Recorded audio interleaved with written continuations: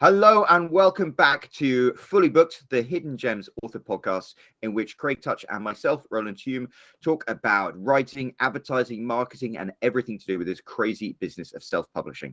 And today we are thrilled to have another very special guest. This is Sean Zirconia, writer, publisher, marketing professional, and we brought him in because he's also an expert on serialized fiction. Good morning, Sean. How are you doing? And tell us a little bit about yourself. I'm doing fine. Thank you so much for having me. I've been in self-publishing now for about 10 years. I initially started with romance, and my wife did a lot of romance as well. And we've recently moved into publishing on these serial fiction apps, including Radish and Vella. And that's where we're at right now. That's great. And Krista, your wife's name? Krista Lakes, yes. There are going to be some romance readers out there who might actually be familiar with her. I certainly was. Yes. Craig. I also do all the marketing. I'm sorry. I do the marketing and some promotion stuff for her too. That is fun. I'm sure we'll get into that. But I'll move over now. Craig Touch, the founder of Hidden Gems and author himself. Good morning, Craig. How are you doing? I'm doing well, thanks. And, I'm really excited to have Sean on here. I met him and Krista in Vegas a couple years ago, and he was one of the people I really wanted to, both of them, I really wanted to get them on. We'll definitely have Krista on as well in the future. But, this is one of the things they wrote an article for the blog a while back on serialized fiction, which was, really my first introduction to it. I hadn't really known much about the topic other than sort of Wattpad. I didn't realize how it has sort of grown into more of a monetized thing. And then I ended up, experimenting with Radish. I wrote a blog about that. We recorded a recent podcast too about alternative ways of monetizing writing other than just standard novels, right? And this is one of the things we touched on. And I wanted to go into more detail because this is one of the bigger topics for that, and Sean has a lot more experience with that than I do, so I wanted to make sure that he was the one we talked to. So Sean, thanks again for coming, and maybe let's start off by just talking about what serialized fiction is and sort of who it's for in terms of both the authors that write it or the readers who are the audience for it. That sounds great. As far as the readers, in our to-go society, we have our phones on us all the time, and sometimes we just want to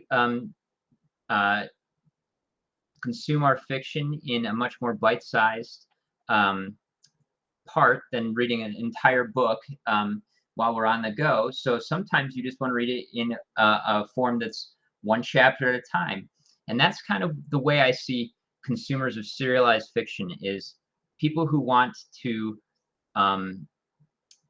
be reading these books in bite-sized chunks rather than in one big book. So that's the reader that I see for these. As far as the author, there's not much difference between the authors of real genre popular genres of fiction versus those that are serialized. I think the gap between these is very easily bridgeable for anyone with a little bit of kind of retraining your thought process on how you write fiction. Right. Yeah, I think, I don't know, correct me if I'm wrong. My feeling is that the audience might skew a little bit younger than for novels. I think that's a fair assessment. When you think about like mobile games, like chapters or episodes or something like that, it's clear that that's who they're marketing to. It's very cartoonish kind of advertisements that they do for these, and yeah, I think that's a fair assessment. Yeah, the attention span, I think, is more geared towards the younger crowd that sort of are very easily distracted by all sorts of other things, and so they consume their content in shorter bursts, and they want to get things done, piece by piece, as opposed to sit down with a novel for hours or days and just plow through it the way people our age maybe are more used to doing it, right? So, one thing you might think about too is there's a whole segment of people that have always consumed these soap operas, which always have, your current A plot, and then it's also building up a B and a C plot that eventually might turn into the A plot for the entire book. And that's one way that serial, some of the most popular serials are these ones that just never end, right? They go on for hundreds of episodes. And I think that's, you know, when you're reading a novel, you know it has an end. And sometimes that can be pretty depressing for people, you know? When you're watching a show, you know it has a season finale, but with some of these daytime soaps, you know, it can go on for a long, long time without a finale. And I think that that's one way to look at serialized fiction as well. Yeah, and that's, I mean, that can be a pro or a con for some people, I think, right? And we talked about this briefly in our other episode, where the fear might be that if you start on something that isn't finished, it might never actually be finished, right? The author of it might end up not actually finishing or continuing, right? He might move on to other things and decide that, you know, he's not going to keep writing, and then you're hooked, and now, you know, it's been abandoned. But I guess that's always sort of the idea we're kind of used to with TV shows, serialized TV shows that we might have all come to love that got canceled early and ended up, you know, leaving us on a cliffhanger. Right. But, you know, that's sort of the thing. So I think there's the ability for people to, if that bothers them, they can always read ones that are already done. And, you know, I know some of the Radish specifically, I know will mark it as complete once it's complete. So people can just binge through those ones if that's what they want. Right. So tell us about some of I know the Radish and Vella are a couple of the big ones, and we'll talk about those, but you know, there's a whole bunch of other ones. And of course, Wattpad, although Wattpad, you know, is one of the first ones that sort of did this kind of thing, but it wasn't really monetized. And I know they've sort of tried to move into monetizing it, but I don't know if they've been that successful with it. I think they've started some kind of a Wattpad Studios. They're trying to get people to get the ability to turn their stories into movie or TV shows, partnering up with Hulu and Sci-Fi and Sony, I think. But in terms of, you know, writing it and producing it as just fiction stories, what are some of the other sites? So I think Wattpad's a good way to jump into this, because you're right, they are moving in with movie and TV deals, and that can be very lucrative and very exciting for people too. We haven't jumped in on that because we don't want to put it out there for free to start with, and then hope that it gets monetized later. But a lot of people have seen a lot of success with either putting their stuff out there or coming there later on with stuff that they've previously wrote for other fan fiction websites and stuff like that. I know that One Direction fan fiction was huge by Anna Todd, and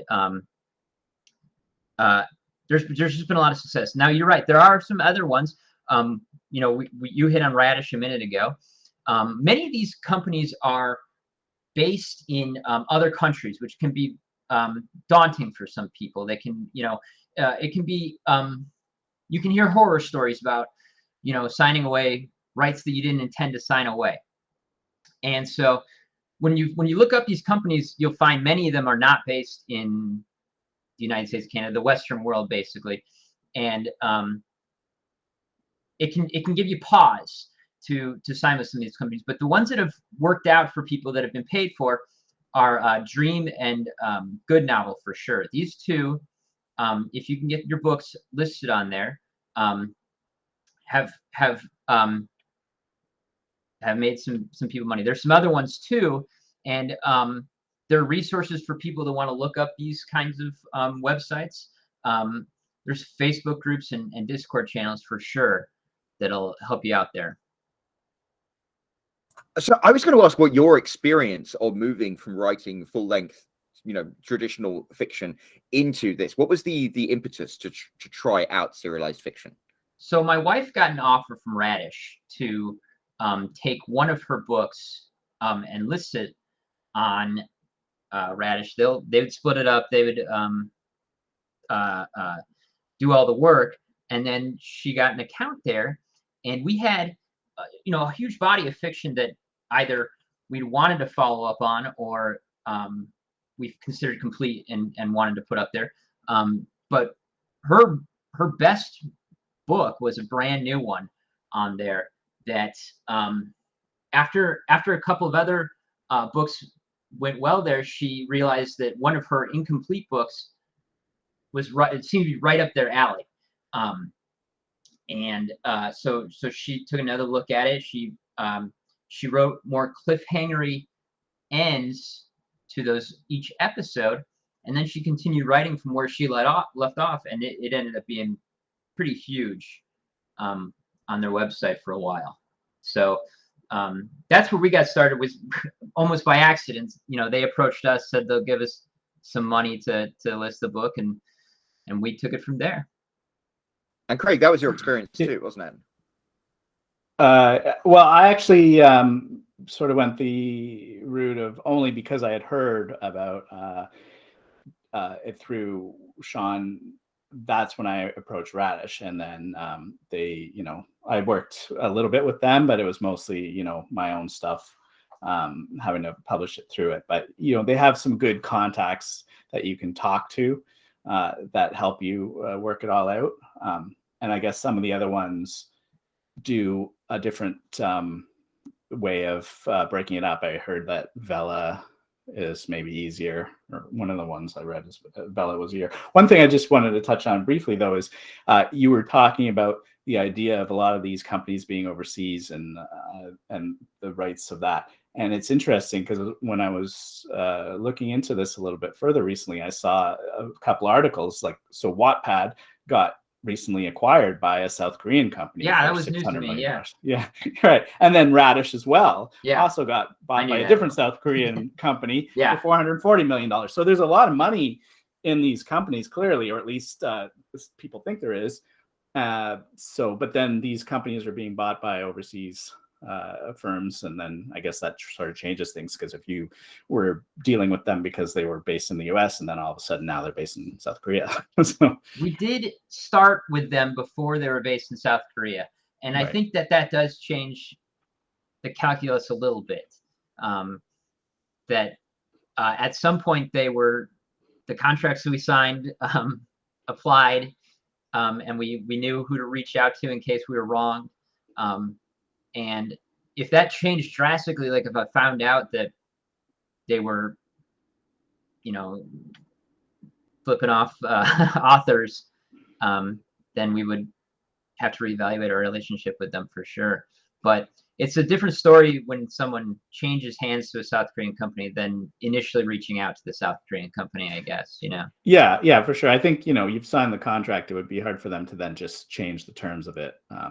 They might, for going forward for new contracts, that might be an issue. But I think the people that originally worked with it. But then that brings in, the idea of maybe that's the advantage that Amazon Vella is going to have, because it's owned by Amazon. And as much as people might have different issues with Amazon for different reasons, they might trust them a little bit more in terms of signing their rights over. I mean, maybe there's some reasons why they shouldn't, but that's separate. There was I never say I trust Amazon with this. When we were in Kindle Worlds, we had a number of books in other people's worlds. And I believe to this day, we've never been given a clear answer as to whether those books are completely in the clear for us to republish. We have republished them by now. But never say never, because if you wrote a G.I. Joe or a Vampire Diaries book in there, you better believe that you better change enough in there to make sure that you still have the rights to publish it. Yeah, so Kindle Worlds, for those who aren't aware, because it's gone now, is Amazon had a program where they teamed up with the rights holders of people that had written big worlds. I guess G.I. Joe and that kind of stuff maybe was part of it, but you couldn't just do anybody. They had certain ones that they had the rights to, and you could then write a story in that world. and sell it. And I don't know exactly how all the revenue splitting worked. I'm sure there was money that went to the original world holder, right? But then Amazon went and shuttered the whole program and left a lot of writers in the lurch for that. And I remember, we wrote an article, a blog about it back when it happened. And it was, I think, a couple of years ago at this point. And I talked to some authors then who, went through the same sort of thing where they had, actually, I remember one of them, that's all she ever wrote was books in the Kindle Worlds thing, and did really well. But then and they gave very little notice about it shutting down, and she basically had to pull everything and then rework stuff to take out sort of the references to that world. So that's all when we say like, oh hey, at least Amazon is an American company, and oh hey, they're not likely to sell this off. It doesn't give me like a ton of comfort either, because that's always been the problem with Amazon. Yeah. It's like they change the rules and they can just cut the legs out from under you overnight. And it's one thing that they're saying right now is if as long as the book's not free, you can publish it on Radish, or you can put it behind a paywall on Patreon or something like that. I fully expect them to change that rule at some point. I'm not even like right now. I feel our works are grandfathered in at this point, but maybe at some point they'll just say, actually, no, not anymore. So, and especially if your books are in Kindle Unlimited, I mean, then it's a no. You can't do it. Well, if your books are in Kindle Unlimited, you can't have it. Like that's kind of a different story. Yeah. But even, people who are wide all over and have been writing this thing for Kindle Vella and also been putting it elsewhere, they might find themselves in trouble if one day they say, all right, all further episodes of this must be exclusive to Vella. And I fully expect them to do something like that at some point, when this is not in a beta, I guess. So the rules for Vella, I thought it was that they had to be totally unique or published on Vella first. Is that? They have to be published on Vella first, but there's no time. There's no specified time that it has to be exclusive to Vella. And then they say, well, as long as it's behind a paywall, we don't have a problem. So if you have it on Radish, if you're basically releasing at the same time on Radish, they have not shown that they have a problem with that. Or if you're putting it behind your own paywall on Patreon, people have been doing this basically since the start. And it seemed like they had said that's not going to fly at all. And I think either they weren't getting enough interest or they were getting backlash, and they kind of changed that policy. But I fully expect them to change it back at some point. Yeah, I think it's hard to, it's one thing to launch a program like KU where they allowed people to be exclusive, or they force people to be exclusive in a more in a format that wasn't too different. Like, still novels, you were still publishing, it was just a different thing. You made that choice. But Vella, they're creating this whole new thing. And it's hard then to attract people if you're then saying you also have to be exclusive to us. But once it becomes established, that might, I agree that's definitely something they might decide to change in the future. They never said for Kindle Unlimited you have to have a brand new work, and I think that's where Vella has differentiated themselves here, because if they find, there's people that have said, oh, I've significantly reworked this, and have still had their work disallowed from it, basically, because they eventually ran across it, either previously published on Kindle or on some free website, and said this is too close to what you already published. Right. So yeah, you can publish stuff that's you have to publish stuff that's new, but you can publish it elsewhere, which is still allows people. And then the only difference to them is that they first have to publish it on Vella, which isn't a huge thing, especially if there's no time limit. If you publish it there that one day and the next day everywhere else, or same day, hours later, that's fine. But if they do, I guess I can see your point. If they change that, but I agree. They wouldn't do that until they've really got some dominant footing. No, it's too early for them to do it right now. So is it too early? I was just going to say, is it too early, do you think, for authors to think about getting involved? No, I don't think so. You know, and the only reason I'm saying this, by the way, is because if you're aware, Kindle Vella has been paying bonuses to people who have basically, if they've had any activity whatsoever on their account, they've gotten basically a minimum of $10 for just as a bonus. And Amazon's not being transparent about how they calculate these bonuses either. But other high-profile authors in this program have made somewhere between 30 and 40 times the royalties that have been paid to them just in bonuses. And yeah, it's clear that that's supposed to attract the content that they're looking to get. Otherwise, it's not really worth getting it. You know, the royalties from the actual chapters we're releasing, you know, we've been getting 15 to 25 reads on each chapter. That's not really enough to justify even releasing something just first there.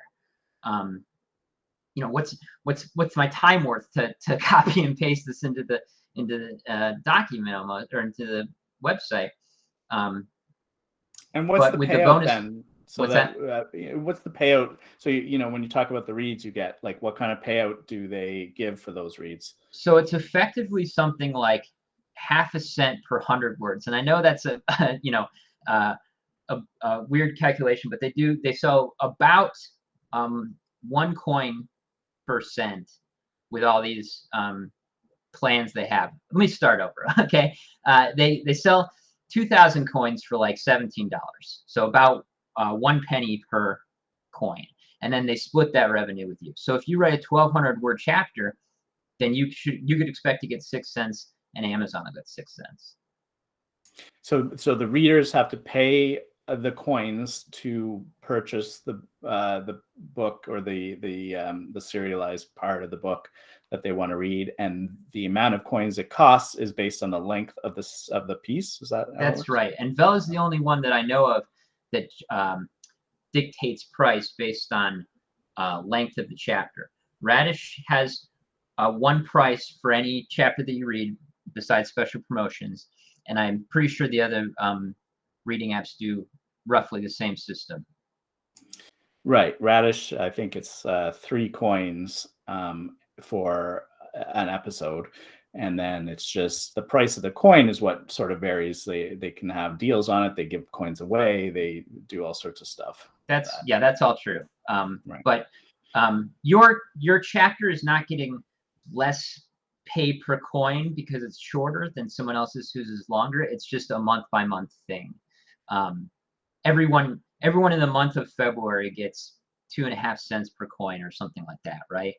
Rather than you wrote 1,200 words per chapter, so you get 2.5 cents per coin, and he wrote 2,400 words per chapter, so he gets 5 cents per coin. You know, it's a flat rate.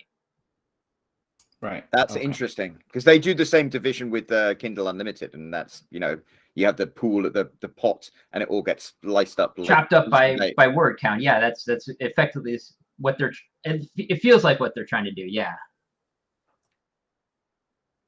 Yeah, and I think that takes away some of their risk, right? Because they can then and especially if it's a fluctuating amount, because then it's like, you know, just depends on how much they make. They just change it. So, which is what Radish did. I mean, Radish originally was based on like a fixed amount, but then they switched not so recently, a few months ago, a year ago, they switched to sort of the Kindle Unlimited model, where it's like, okay, it depends on how much money we take in. And one of the problems with that is they're sort of rolling the free coins that they give out into that calculation, which is unfair to the and yeah, you're absolutely right. They don't count the free coins. They pay 0 for coins they give away for free. And this is for Radish, by the way, not for Vella. You never know how many free coins that you ever even were supposed to be paid on. If they included those free coins in with the amount, that rate, 2.5 cents or whatever it usually is, would be drastically lower, right? It would, you know, probably be something like 0.5 cent or something like that.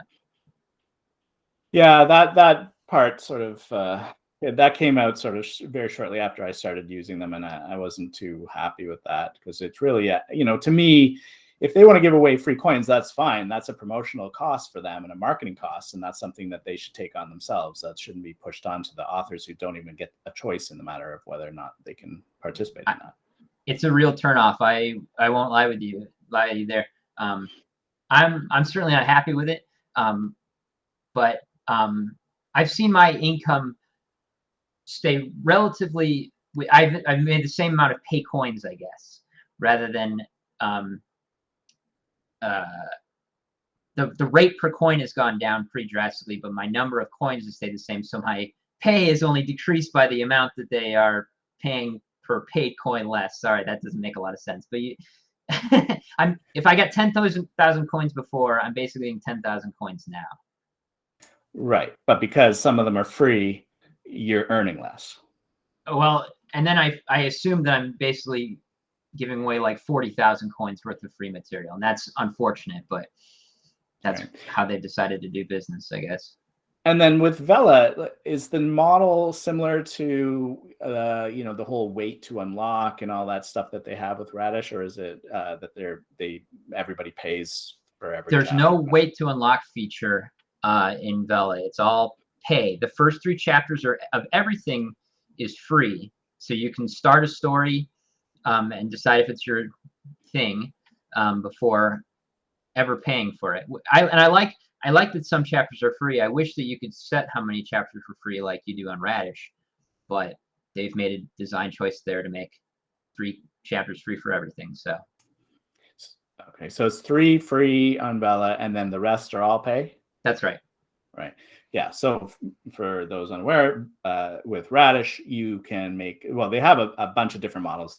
I think the most popular is that sort of wait to unlock thing, where you get to choose how many episodes are free. So I can say, the first 5, the first 3, the first 10.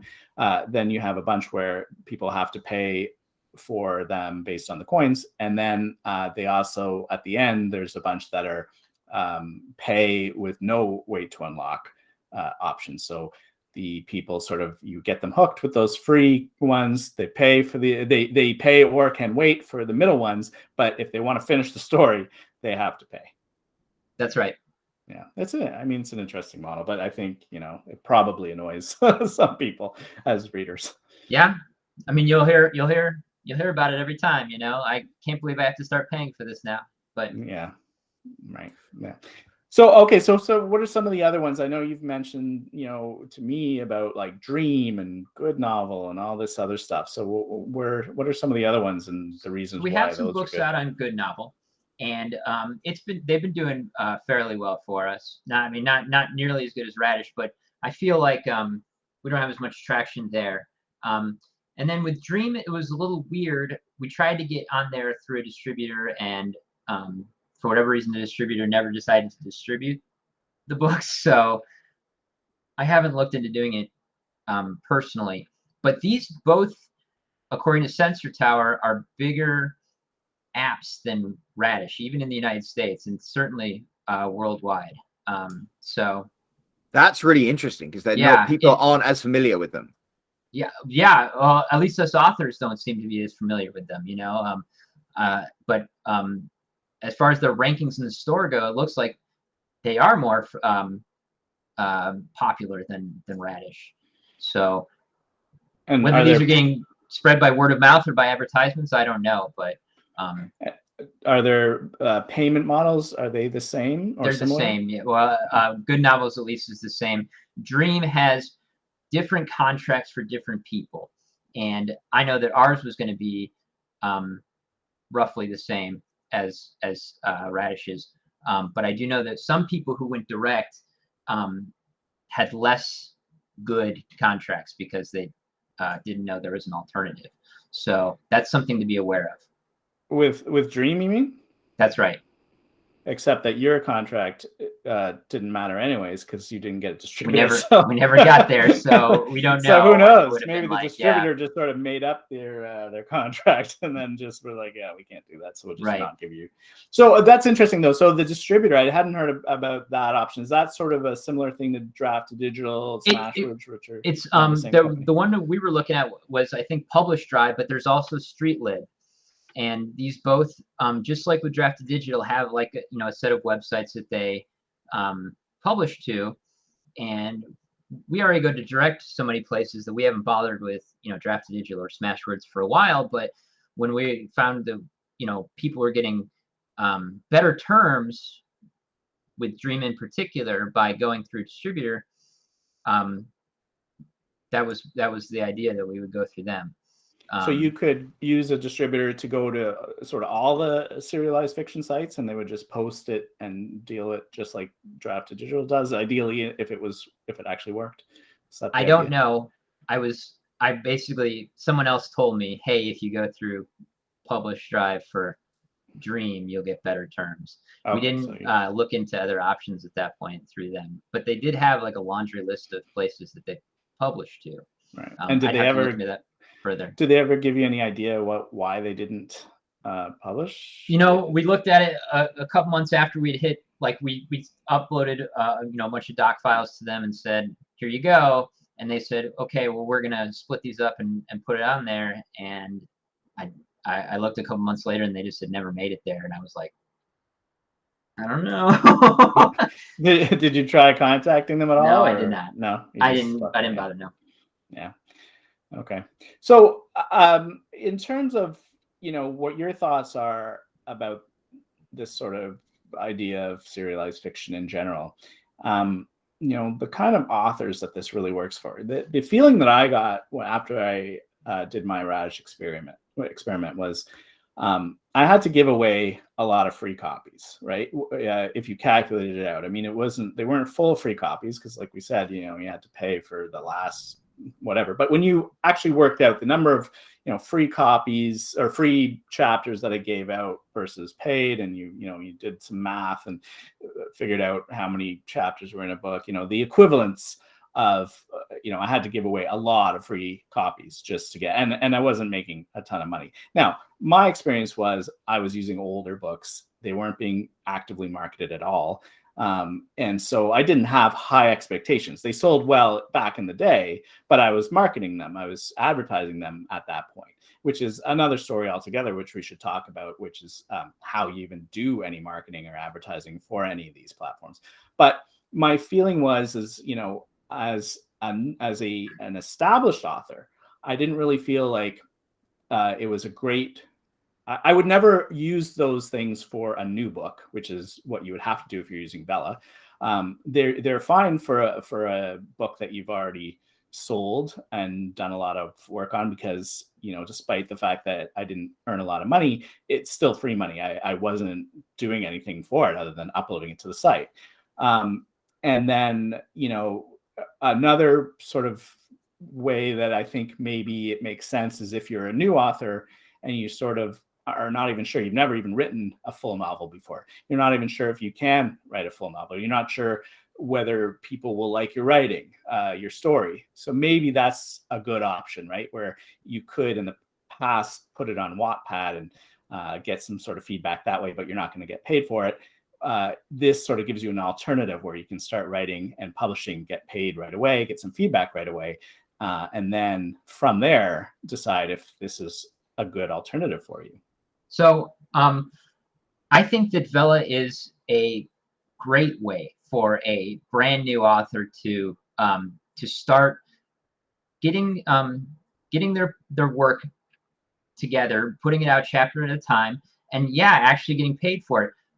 Radish will only let you join basically if either they're looking for you or you can convince them that you're an established author. So it wouldn't work quite the same to go on Radish.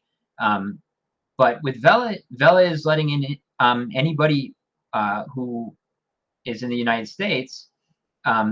So that and you don't have to have like a full novel written. You can do your your chapter at a time publishing, there were authors in these Facebook groups for Vella who this was their first time publishing, and they, even though their their royalties that they actually earned were fairly low, with the bonuses that Amazon was given and continued to give out, this started their career as an author. Years later they might look back and say, without that Kindle Vella bonus, I wouldn't have got started, and now they are really doing well. So I think that if you have an idea, and maybe the idea is not fully formed and you just want to get it out and start seeing if people are interested, that this could be a way to do it. Now, how to promote that, I don't know. Not a lot of people are using Vella. I don't want to tell you otherwise. Wattpad is a vaster, way huge audience compared to Kindle Vella.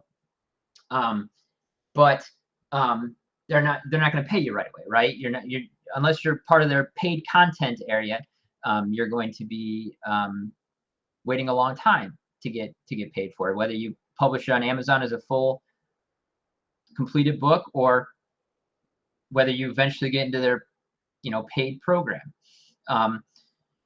But you could start at least having the potential to get paid today with Kindle Vella. Yeah.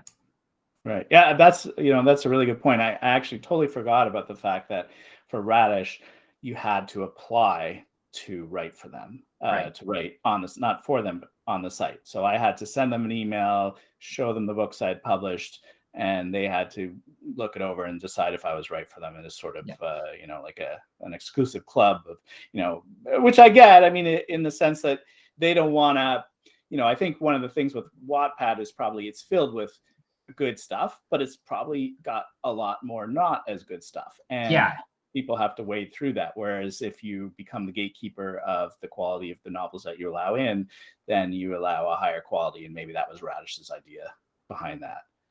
Yeah.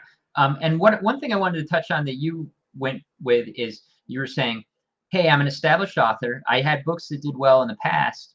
Is it really worth my time to put my books on Radish, assuming they accept you? And what I want to say is that there are certain tropes that I feel do particularly well on Radish, and every app seems to have their own niche. But you have steamy romance, you have some of these impregnation romances, and you have paranormal romance that do very well on Radish. And if you have these books and you can have the kind of episode endings that encourage the reader to click that button to actually buy the next chapter, I think that you could do pretty well. Is it worth leaving Kindle Unlimited for? Maybe not. But if you're already wide, with a romance catalog in particular, I think it's worth your time. In many of the tropes that are common to romance, and if you have another genre that's your genre, there are other apps that kind of cater to that audience that you might want to look into. I don't have the list of which apps cater to which audience so much right off the top of my head, but I do know that Vella has more of a wider audience, where they have fantasy, romance, action, adventure, science fiction, stuff like that. So that's more of a broader base for you to put your story. Right. So Radish is, yeah, go ahead. I was just going to say that's really nice to hear, because I know a lot. I think one of the things in self-publishing is a lot of people are like, oh, that's only good for romance, but actually and it's very frustrating when you write in one of those genres and maybe you're not getting the traction you want through Amazon or even wide. And so that's an appeal for people who write sci-fi or something. I like that. So I got this thing from Book Genie here, and it's the top 250 fave list, and it says romance is 28% of it, but fantasy is 13%, science fiction is 6%, mystery is 4%, teen and young adult is 7%. These are all disparate categories that you can find your audience in, because they're there. They're already there on Kindle. All you have to do is bring them over to your story on Vella. So that was that list of percentages. That was readers for Vella specifically. That's right. Okay, yeah. So Radish, I think they accept genres other than romance, right? But they're just not very. They have a horror section. I know they have a mystery section. They don't ever promote these. I don't have. I'm sure they don't release even what their readership percentages are or anything like that. But I think if you look at these stories outside maybe the top 10, you'll find that they don't really have much of an audience there. Right. Yeah, I remember. I know the emails I get for them, and you know, they send off various emails to authors that are part of the program about different promotions and stuff. I can't even recall seeing anything about any other genres other than romance, but I always kind of assumed that was just because maybe they were tailoring it to me because I had published in the romance category. But I think that it's not just tailored to you. I think that they Okay. very rarely do anything but romance. Right. Yeah. I mean, that's okay. So that's good to know. Do you know anything about, you know, some of the other ones like Dream? And I know Wattpad, you can pretty much. So web it's novel is any another genre. big one, but it's mostly for like you know, Eastern fiction. But with people getting more into, you know, isekai and that kind of thing, I don't know if Western authors that are writing that kind of thing are seeing success over there, but it's a possibility and it's worth looking into. I think if you already are writing, you know, fiction within more Eastern kind of feel to it, and the other ones I know of are all romance, unfortunately, other than Vella. So Right. There's a lot of, I think, I don't know the numbers off the top of my head, but in terms of the amount of books sold in general, I think romance has always been one of those top categories. So it makes sense that they're sort of focusing on those, and then hopefully they would branch out. also, I remember now, Royal Road is also really big for like game lit and lit RPG and stuff like that. But that's another free site. But I've seen people take their, you know, their successful books from there, release them on Kindle, and hit huge with that. So that's a possibility if that's what you're writing. Right. But And the then same kind of things apply, I think. If you can write a good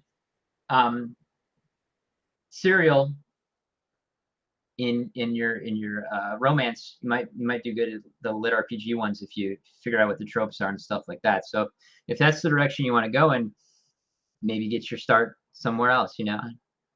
Yeah, for sure. And I think the other issue I always had was with Radish was the idea of how you would market your book to anybody. How do you advertise it? And the feeling I got was really like, if I'm going to advertise something on Radish, I'm almost have to spend as much time and energy and money advertising Radish as a platform as I would my own book. You're correct on that. That, you know, if you already have a readership that's buying all your books on Amazon or Barnes & Noble or iTunes, you know, what's my if I release a book totally new on Radish, how do I do that? How do I take my audience that's been writing novels for so long and convince them that they should buy a serial from me? There's no real good answer to this. I have found success in Facebook ads publish or with Kindle Vella simply by saying, redeem your free coins today. You know, they used to offer 200 free coins. I've seen reports that they've been offering 500 coins now, which is enough for people to basically read, you know, pretty much the first 20 chapters or so of a book, you know, and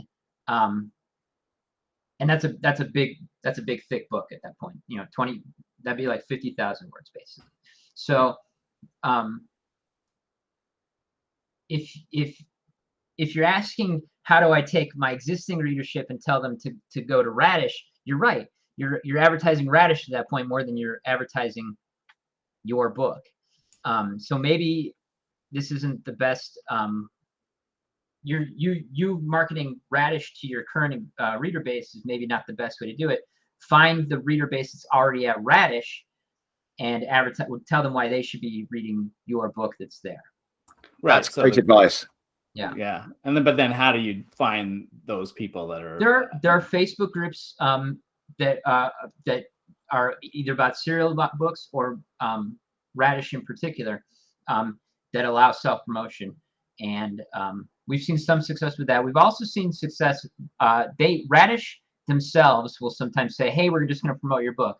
They also have these monthly promotional categories, like for instance about Christmas they do winter romances, or and a lot of times it'll just be some random like CEO and employee or something like that, where they say, we want you to tell us about your CEO book so that we can promote it in, and they'll have a bar with our hottest CEO stories this month, and they'll promote you in this category. And we found those to be extremely lucrative when they've done beaches, when they've done billionaires, stuff like that. So that's an in-app promotion that they're doing to their own readers. Right. And so they're not targeting your readers, they're targeting the people that are already on Radish. Right. So I mean that makes sense. I think, you know, the trouble is, if you're publishing the way I did it, if I'm publishing a book that I've already published, an old book, I've already sold it to all of my readers. So doing any kind of advertising to my own readers makes no sense for that. So then it becomes, how do I find it? So, you know, Facebook groups or whatever. I don't know if Radish is a targetable advertising category on Facebook. I assume it's not. No, it's not. Yeah. So, you know, there's that problem with Vella, I guess. Do you know if AMS does any? I don't think they do. I'm almost sure they don't do. No, they don't. Yeah. But you can target Amazon Kindle on Facebook, and you can restrict that to whatever genre your book is in. Like you must match this and this for Facebook advertising. So you're doing a space opera, for instance. So you can do Amazon Kindle and space opera, and you send them an ad saying, "Hey, have you heard about Vella?" And you have your space picture. And you have an interesting blurb there, and you basically make it clear you get 500 free coins. And by the way, so just they are giving away these free coins, but they're paying for them to the author. So it's not like you're paying for the promotion like we were just talking about with Radish. Okay, so you're saying like a new reader to Vella, if I was to sign up as a Vella reader now, Amazon would give me 500 coins to start, and those would be valid coins that would be paid out to authors if used. Okay, well that's definitely I mean, Amazon has much bigger and deeper pockets, so makes more sense that they're doing that than Radish, but you know, at least that's a bonus. So unfortunately, we are nearing the top of the hour, so we're going to have to start wrapping this up. But Sean, this has been really, really interesting. This is a bold new world out there, isn't it? And it's so weird. I remember, you know, when I started off in Kindle Unlimited, they were really pushing hard to make Kindle Unlimited a thing, and then they kind of like tugged the. But it seems like that, especially Amazon are doing that with Vella. They want to own this market, so maybe it is the right time to get in on the ground floor. I think, this is the time to get in on the ground floor for sure. And they've been starting to promote it more and more on the Amazon homepage and stuff like that. So this could be the future of literature. Yeah, I'm really interested. I mean, I've got a lot of questions about story structure and writing things. So maybe we could bring you back at another time. But I'd love it.